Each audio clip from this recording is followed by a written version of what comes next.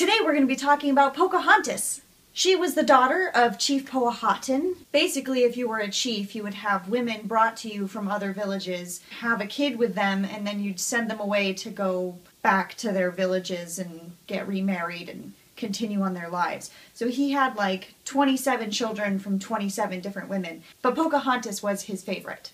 So in Native American culture, or at least the Powhatan Native Americans, they would have many names. Several names at the same time, secret names that only select people would know, and then a public name that everybody else could call them. They would change their names when significant things happened in their lives. Hey, you turned 10! How about that name change? Pocahontas' name was probably not really Pocahontas. Her real name was Matoax. She was later known as Anunte. Her secret name was Matoaka. They kept her real name secret from the Englishmen. She was given the new name Pocahontas that she could share with the settlers. Okay, so Native Americans are, in the New World, minding their own business. Then these English colonists think, hey, let's, go explore the New World for glory, God, and gold. So they, sail over, plant their flag. One of these guys is John Smith. He gets captured by the Native American tribe. He was going to be executed by Powhatan.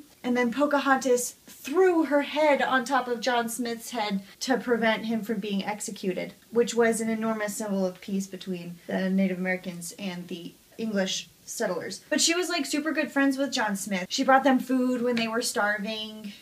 Totally textbook. But then John Smith gets injured by like a gunpowder explosion of some sort, so he has to go back to England, and the colonists tell the Native Americans he's dead. Pocahontas stopped visiting because she was like, oh, without John, I'm not interested. And didn't see them for years and years and years and years until they kidnapped her. Powhatan had some English prisoners and also some English weapons that he had stolen. We have taken Pocahontas captive, and we are holding her ransom until you release our prisoners and give us back our weapons. I'll give you your prisoners, but I will keep the weapons. Well, great, wonderful, thank you so much for our Englishmen back. It's brilliant, but we really need those weapons, yeah. We're not giving you back Pocahontas without those weapons. So, you just want to fork them over?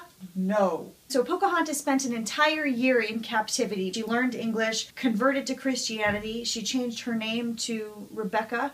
And then after a year, the Englishmen are like, you were really wonderful, and we feel kind of guilty keeping you, so if you want to go back to your tribe, you can. We'll let you go. Powhatan was like, finally! And Pocahontas was like, you valued weapons more than me. I'm not going back with you. I'm staying with the English guys. Plus that John Rolfe guy is kind of cute, maybe, I don't know. So she stays with the English. She marries this guy, John Rolfe. They have a son, Thomas. John Rolfe was kind of an interesting character. Very pious man.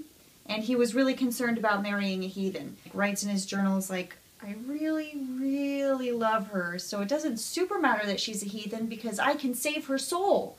So Pocahontas then decides to move with John Rolfe to England so that they can present her as a kind of civilized savage. Their words, not mine.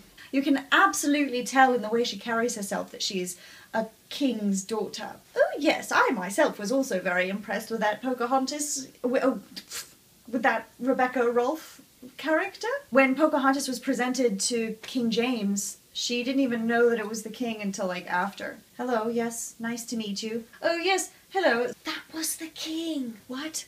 Oh shit, that was the king? Had no idea. They get on a boat to come back to Virginia, and she gets immediately sick on the boat. They haven't even left the Thames yet, so they're still in England, and she dies in John Rolfe's arms. Could have been smallpox, could have been pneumonia, could have been tuberculosis, she could have been poisoned. Her last words to John Rolfe as she was dying was, all must die, but 'tis enough that her child liveth. Nancy Reagan is a distant descendant of Pocahontas. How crazy is that? Cross off the Native American box on your forms, Miss Reagan. Mrs. Reagan. Thank you so much for watching. Make sure that you subscribe so that you don't miss our next video about the irreplaceable Dr. Reverend Martin Luther King Jr. As always, live long, prosper, and be kind to animals. If there's a video that you'd like to see us make about somebody you think is cool, let us know in the comments, and if it's a good suggestion, we'll think about it.